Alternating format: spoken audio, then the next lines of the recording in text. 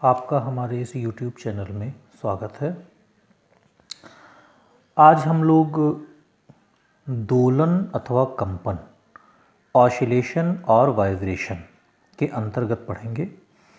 किन मुख्य बिंदुओं पर आज हम लोग चर्चा करेंगे वो है मुक्त दोलन तथा स्वाभाविक आवृत्ति, free oscillation and natural frequency, अवमंदन तथा अवमंदित दोलन, डैम्पिंग एंड डैम्प्ड ऑसिलेशन, प्रणोदित दोलन, फोर्स्ड ऑसिलेशन, अनुनाद, रिजोनेंस, तीक्ष्ण अनुनाद तथा सपाट अनुनाद, sharp resonance and flat resonance, अवमंदन का प्रभाव, इफेक्ट ऑफ डैम्पिंग, अनुनाद के उदाहरण, एग्जाम्पल्स ऑफ रिजोनेंस।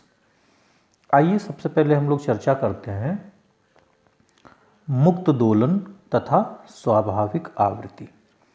मुक्त दोलन नाम से ही देखिए क्लियर है कि बिना किसी दबाव के बिल्कुल फ्री हो, वो मुक्त हो।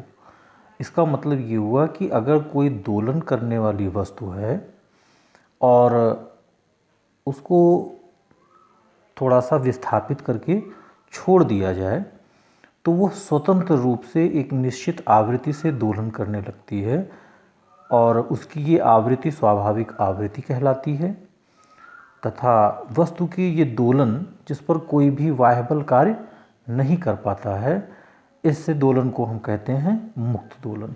मुक्त दोलन का मतलब बिल्कुल फ्री हो, उस पर किसी भी तरह का बाहरी बाह्य बल ना कार्य कर रहा हो, एक्सटर्नल फोर्स बिल्कुल कार्य ना कर रहा हो। इसका मतलब यह एक आदर्श दोलन को व्यक्त कर रहा है।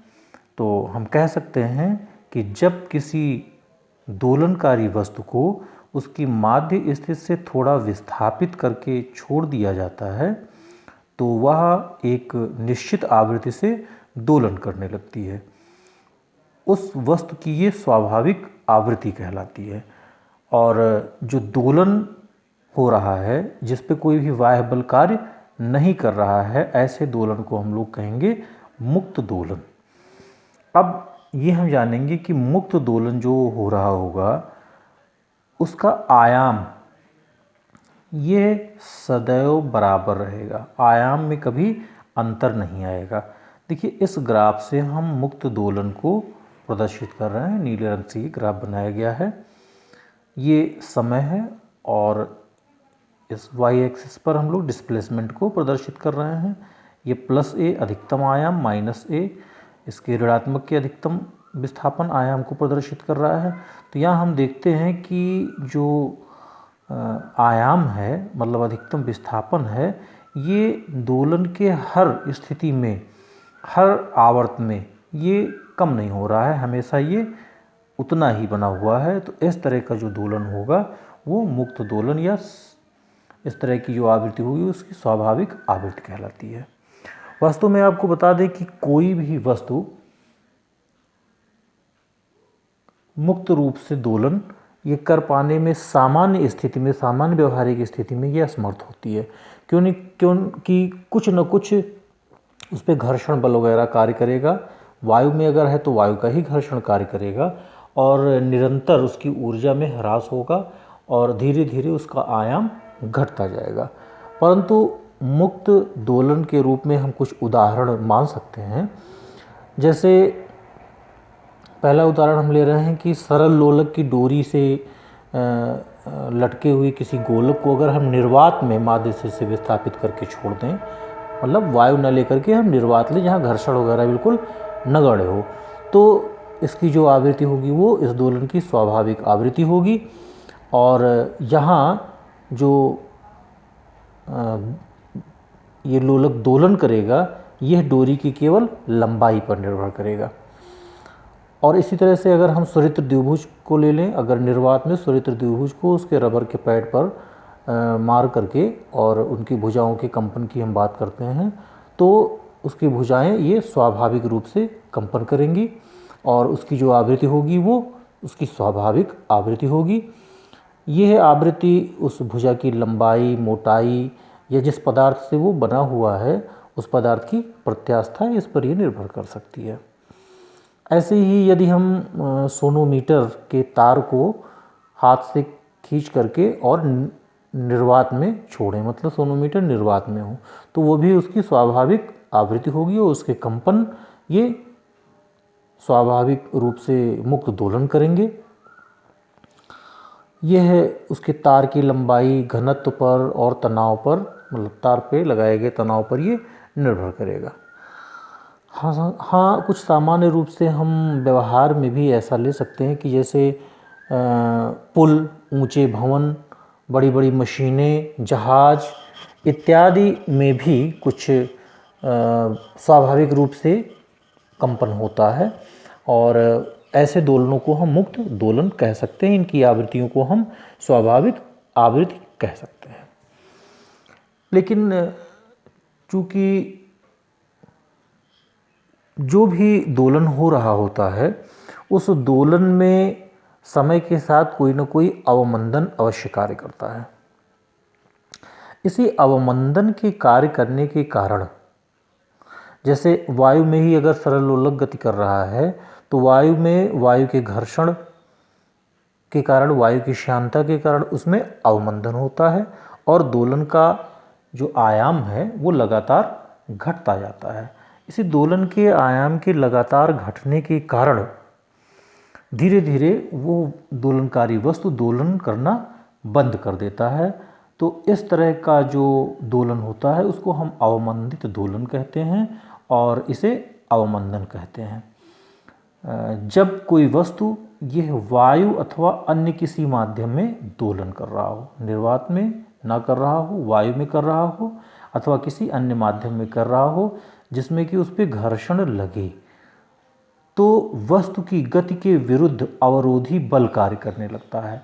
घर्षण आदि या श्यान बल ये सब उस वस्तु की गति में अवरोध उत्पन्न करते हैं, जिससे दोलन का आयाम ये धीरे धीरे कम होने लगता है। लगातार दोलन का आयाम ये घटता जाएगा और अंत में शून्य हो जाता है, अर्थात दोलन बंद हो जाता है।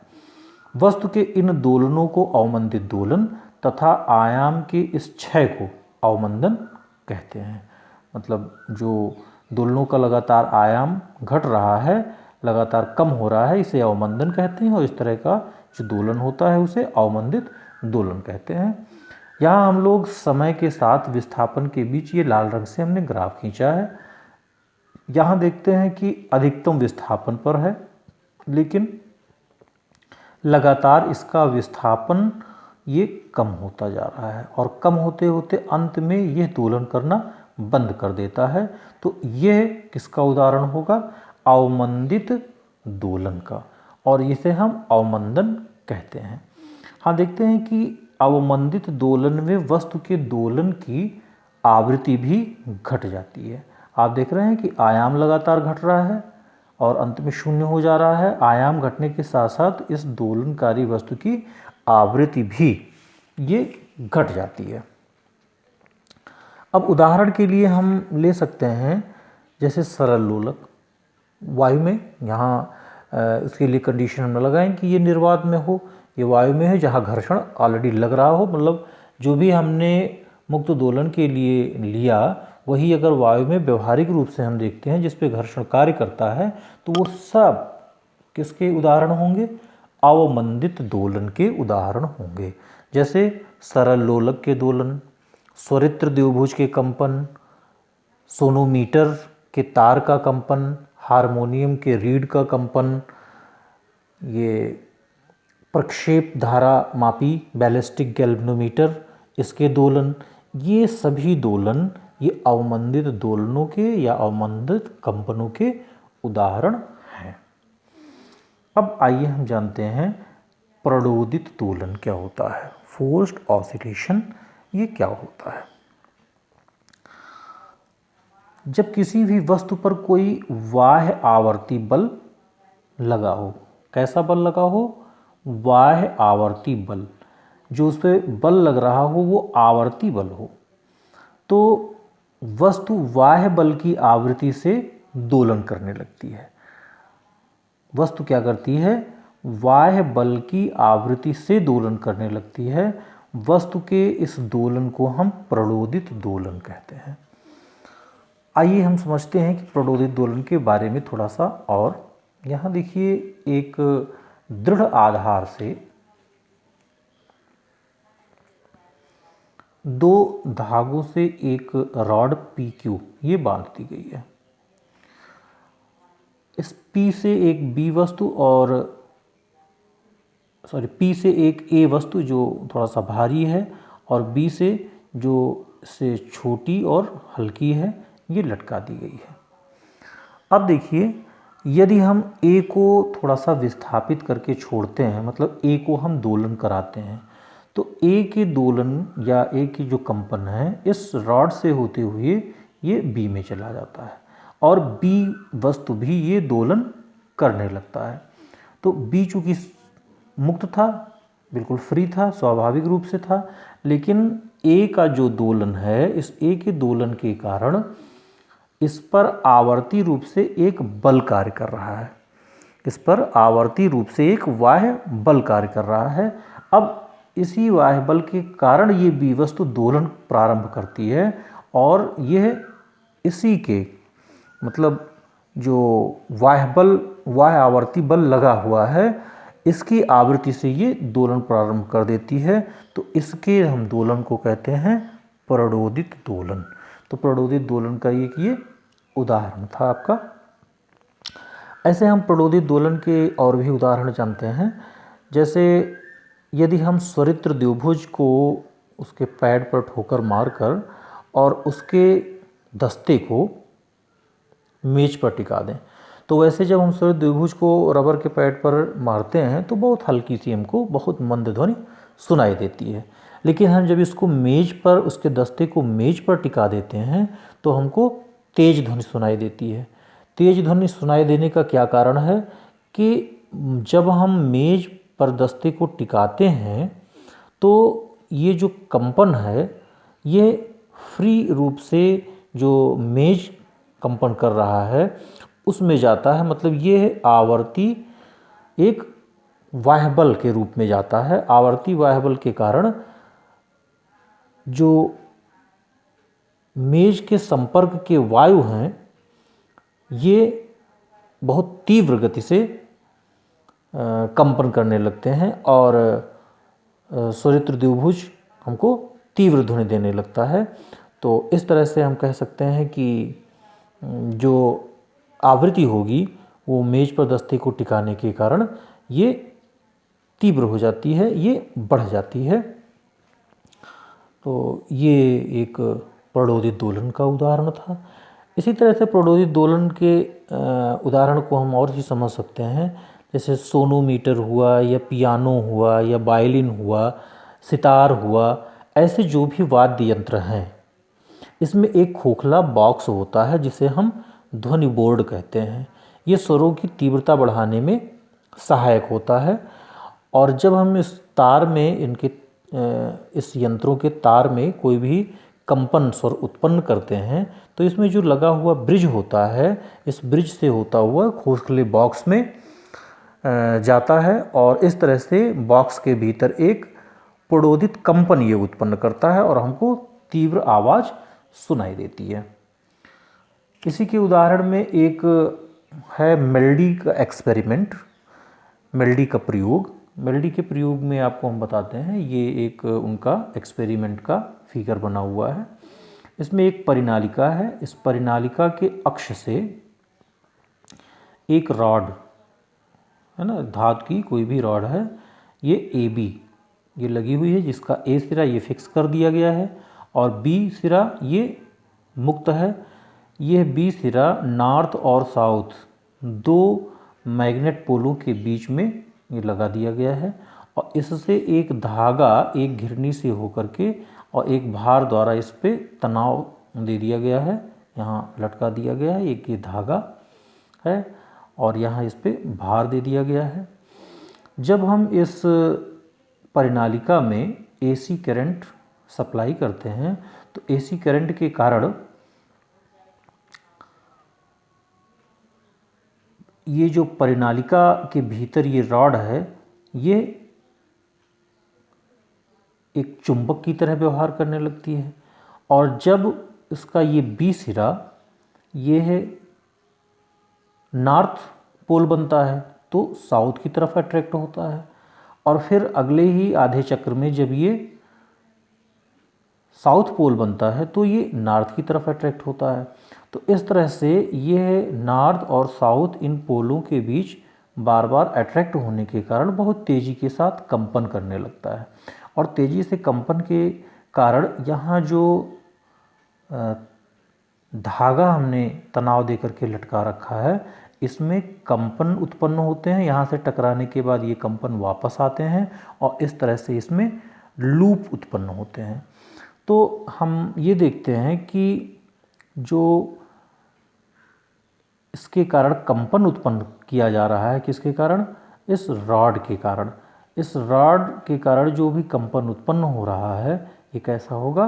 प्ररोदित कंपन होगा, क्योंकि बार बार जो एसी मेंस है ये इसको नॉर्थ और साउथ पोलों में कन्वर्ट करता है, और उसी तरह से जब ये साउथ होगा तो नॉर्थ की तरफ अट्रैक्ट होगा, और इस तरह से इस पर एक प्ररोदित कंपन उत्पन्न होता है। ये एक प्ररोदित कंपन का उदाहरण है। अब आइए हम लोग जानते हैं कि अनुनाद क्या होता है, रिजोनेंस क्या होता है। जैसे जब किसी भी वस्तु पर कोई बाह्य बल आरोपित किया जाता है जिसकी आवृत्ति यह वस्तु की स्वाभाविक आवृत्ति से भिन्न है। क्या है? जब किसी वस्तु पर कोई बाह्य बल आरोपित किया जाता है जिसकी आवृत्ति ये वस्तु की स्वाभाविक आवृत्ति से भिन्न है, तो वह वस्तु बल की आवृत्ति से प्ररोदित कंपन अथवा दोलन करने लगता है, और इन कंपनों अथवा दोलनों का जो आयाम होता है वो प्रायः छोटा होता है, जैसा कि आपको यहाँ बताया गया। क्या हुआ कि ये जो कंपन हो रहा है, ये दोलन जो हो रहा है ज़्यादा आयाम से हो रहा है, और ये इस मुक्त पर प्ररोध किया जा रहा है, जबकि इन दोनों की जो आवृत्तियाँ हैं वो भिन्न है। स्वाभाविक आवृत्ति इसकी इससे भिन्न है। तो क्या होगा कि बहुत कम दोलन ये करता है, मतलब कम आयाम से ये दोलन करने लगता है, और इस तरह के हम जो दोलन को कहते हैं ये प्ररोदित दोलन कहते हैं।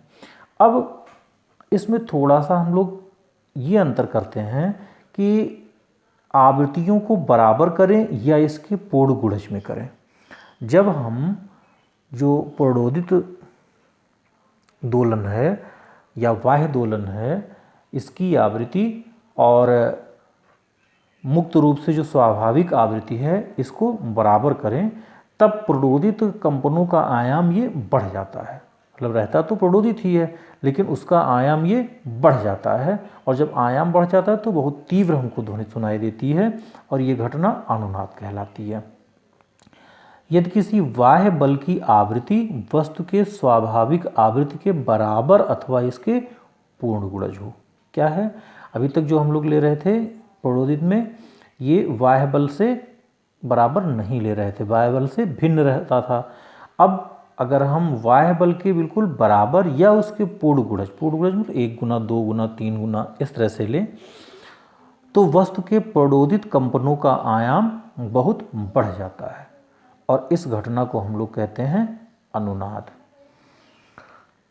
तो अनुनाद को थोड़ा सा और एक्सप्लेन करने के लिए यहाँ लाल रंग से हम लोगों ने एक ग्राफ बनाया है, बिल्कुल इसी तरह से है। एक धागा जो है ये 2 दृढ़ आधारों से बंधा हुआ है, और एक ए वस्तु ए गोला ये एक धागे से लटका दिया गया है, बी सी डी 3 अन्य गोलों को भी लटका दिया गया है। बी ये ए से बड़ा है, सी ये ए के बराबर है, और डी ये ए से छोटा है। तो जैसे ये कहा गया कि बाह्य बल की आवृत्ति ये स्वाभाविक आवृत्ति के बराबर हो, तो यहाँ देखिए चूँकि इस ए की और सी की ये दोनों लंबाइयाँ बराबर हैं तो इनकी आवृत्तियाँ भी बराबर होंगी। अब जब हम ए को दोलन कराते हैं तो ए के दोलन जो बाह्य बल आवर्ती दोलन है ये बी में भी जाएगा, सी में भी जाएगा, डी में भी जाएगा, लेकिन बी की आवृत्ति ए के बराबर नहीं है, डी की आवृत्ति ए के बराबर नहीं है, इसलिए बी और डी में प्रणोदित दोलन उत्पन्न होगा। ए में भी प्रणोदित दोलन उत्पन्न होगा, लेकिन चूंकि इसकी आवृत्ति क्या है, ये स्वाभाविक आवृत्ति बाह्य आवृत्ति के बराबर है। स्वाभाविक आवृत्ति क्या है, बाह्य आवृत्ति के बराबर है। बाह्य आवृत्ति के बराबर होने के कारण जो सी में प्रणोदित कंपन उत्पन्न होगा उसका आयाम ये बहुत ज़्यादा हो जाएगा। बहुत ज़्यादा होने के कारण उसकी तीव्रता बढ़ जाती है और इस घटना को हम अनुनाद कहते हैं। तो अनुनाद के एक उदाहरण को हम इससे समझ सकते हैं। अनुनाद की व्याख्या को थोड़ा सा हम लोग समझने के लिए कह सकते हैं कि जब बाह्य बल की आवृत्ति स्वाभाविक आवृत्ति के बराबर हो, जब बाह्य बल की आवृत्ति ये स्वाभाविक आवृत्ति के बराबर होती है, तो बराबर होने का मतलब हुआ कि प्रत्येक अवस्था में जो दोलन की कला है, प्रत्येक अवस्था में वस्तु के दोलन की कला में ही रहता है। इसका मतलब कि हर जो आवर्ती बल होगा ये उत्तरोत्तर आवेग से जुड़ते जाते हैं, मतलब लगातार दोलनों के आयाम को ये बढ़ाते जाते हैं। और एक चीज़ ये है कि जब जैसे जैसे आयाम ये बढ़ते जाते हैं, ये वायु के प्रतिरोध और घर्षण बलों में भी वृद्धि होती है, जिससे वस्तु की ऊर्जा में क्षय भी होने लगता है। अंत में एक अवस्था ऐसा आता है कि बाह्य बल द्वारा जो दी गई ऊर्जा है वस्तु की ऊर्जा के क्षय के बराबर हो जाती है। ये संतुलन की स्थिति होती है और संतुलन की ये स्थिति प्रायः आयाम के जो अधिकतम मान है, जो अत्यधिक बड़ा होने के थोड़ा सा पहले ही आ जाता है। और यदि ऊर्जा का ये ह्रास ना हो, जैसे जैसे आयाम बढ़ता जा रहा है और बाह्य बल जो प्रतिरोधी बल हैं, बाह्य बल कह रहे हैं, जो प्रतिरोधी बल हैं या घर्षण बल हैं, इसमें भी वृद्धि हो रही है, तो अगर ऊर्जा का क्षति ये बिल्कुल ना हो तो आयाम क्या हो जाएगा, वो अनंत हो जाएगा। तो इस तरह से किस तरह से अनुनाद की घटनाएं उत्पन्न होती है, इसे हम समझ सकते हैं। अब आइए जानते हैं कि अनुनाद ये कितने तरह का होता है। अनुनाद ये दो तरह का होता है। हम एक को कहते हैं तीक्ष्ण अनुनाद और एक को कहते हैं सपाट अनुनाद। तीक्ष्ण और सपाट अनुनाद को हम बहुत आसानी से समझ सकते हैं। यदि बाह्य बल की आवृत्ति को वस्तु की स्वाभाविक आवृत्ति से तनिक सा कम अथवा अधिक कर दें, जो हम लोगों ने बराबर लिया, तो बाह्य बल की आवृत्ति को वस्तु की जो स्वाभाविक आवृत्ति है उससे तनिक सा कम अथवा अधिक कर दें, तो कंपनों का आयाम बहुत अधिक घट जाता है। जब कंपनों का आयाम बहुत अधिक घट जाता है, जबकि हमने फ्रीक्वेंसी को बहुत ही थोड़ा सा कम किया है या ज़्यादा किया है, तो इस तरह के अनुनाद को हम तीक्ष्ण अनुनाद कहते हैं। और यदि कंपनों का आयाम ये बहुत थोड़ा सा ही घटे, तो इस तरह का जो अनुनाद होगा वो सपाट अनुनाद कहलाता है। इसको हम लोग यहाँ से समझ सकते हैं तीक्ष्ण अनुनाद और सपाट अनुनाद को उदाहरण के द्वारा, कि जैसे सोनोमीटर जब हम लेते हैं तो सोनोमीटर के तार के लिए जो अनुनाद होता है वो बहुत तीक्ष्ण होता है। यदि हम इसमें थोड़ा सा बाह्य बल में परिवर्तन करते हैं, बाह्य बल की आवृत्ति में थोड़ा सा परिवर्तन करते हैं, तो जो कंपनों का आयाम है ये बहुत अधिक घट जाता है। इसलिए जो सोनोमीटर का स्वरमापी या सोनोमीटर की जो अनुनाद होगा वो तीक्ष्ण अनुनाद होगा। और इसी तरह से हम जब रिजोनेंस कॉलम लेते हैं, वायु स्तंभ, तो वायु स्तंभों में जो कंपन होता है ये सपाट अनुनाद का उदाहरण है। जो वायु स्तंभ होते हैं, वायु स्तंभ की श्यानता के कारण जो अवमंदन होगा वो बहुत अधिक होता है। तो बहुत अधिक होने के कारण जो तीक्ष्णता होती है वो घट जाती है। इसके कारण जो अनुनाद होता है उसे हम सपाट अनुनाद कहते हैं। अच्छा, अब देखिए अवमंदन का इस अनुनाद पर क्या प्रभाव पड़ता है। जैसे अभी हम लोगों ने चर्चा किया कि अवमंदन जितना कम होगा अनुनाद की तीक्ष्णता उतनी अधिक होगी, और अवमंदन जितना अधिक होगा अनुनाद की तीक्ष्णता उतनी ही घट जाएगी। अवमंदन बढ़ने पर अनुनाद की तीक्ष्णता घटती है, और अवमंदन जितना कम होगा, अवमंदन जब कम रहेगा तो अनुनाद की तीक्ष्णता अधिक होगी। यहाँ हम इस ग्राफ से समझ सकते हैं। आप देखिए ये रेड वाला है, ये अधिक अवमंदन है। अवमंदन जब अधिक है तो अनुनाद ये की तीक्ष्णता घटती है। अवमंदन जब अधिक है, अवमंदन अधिक होने पर, अवमंदन बढ़ने पर, तो अवमंदन यहाँ अधिक है, अवमंदन अधिक होने पर तीक्ष्णता अनुनाद की देखिए कम हो रही है। ये रेजोनेंस कॉलम का उदाहरण होता है, क्योंकि वायु स्तंभ में जो वायु की श्यानता के कारण जो होता है अवमंदन, ये बहुत अधिक होता है। और यही कारण है कि जब किसी स्वरित्र द्विभुज द्वारा वायु स्तंभ को अनुनादित करते हैं तो वायु स्तंभ की लंबाई काफ़ी बड़े विस्तार में अनुनाद की स्थिति का ठीक पता नहीं चल पाता है, और अवमंदन बढ़ाने पर क्या हो जाता है, अनुनाद की तीक्ष्णता घट जाती है। यहाँ कुछ इससे कम अवमंदन दिखाया गया है, तो ये कम अवमंदन के कारण कुछ तीक्ष्णता और बढ़ी, और जब शून्य अवमंदन होगा, यहाँ शून्य अवमंदन, अवमंदन है ही नहीं है, तो अनुनाद की तीक्ष्णता बहुत ज़्यादा होगी। तो अवमंदन का जो प्रभाव है, यह अवमंदन जितना कम होगा अनुनाद उतना ही तीक्ष्ण होगा, और अवमंदन जितना अधिक होगा, अवमंदन जब हम बढ़ाएंगे तो अनुनाद की तीक्ष्णता ये घटती है। अब हम लोग आइए जानते हैं इस रेजोनेंस के एग्जाम्पल, अनुनाद के उदाहरण। अनुनाद को हम लोग 3 मुख्य उदाहरण के रूप में जान सकते हैं। अनुनाद के जो उदाहरण हैं इसे 3 मुख्य उदाहरण के रूप में जान सकते हैं। जैसे यांत्रिक अनुनाद नंबर 1, मैकेनिकल रेजोनेंस, ध्वन अनुनाद साउंड रेजोनेंस, और विद्युत चुंबकीय अनुनाद इलेक्ट्रोमैग्नेटिक रेजोनेंस। अब यांत्रिक अनुनाद, ध्वनि अनुनाद और इस विद्युत चुंबकीय अनुनाद के कुछ उदाहरण हैं। इनके अलग अलग उदाहरणों पर थोड़ा सा हम लोग डिस्कशन करते हैं। जैसे यांत्रिक अनुनाद। यांत्रिक अनुनाद में नंबर 1, सेना का पुल पार करना, आर्मी पासिंग ओवर ए ब्रिज।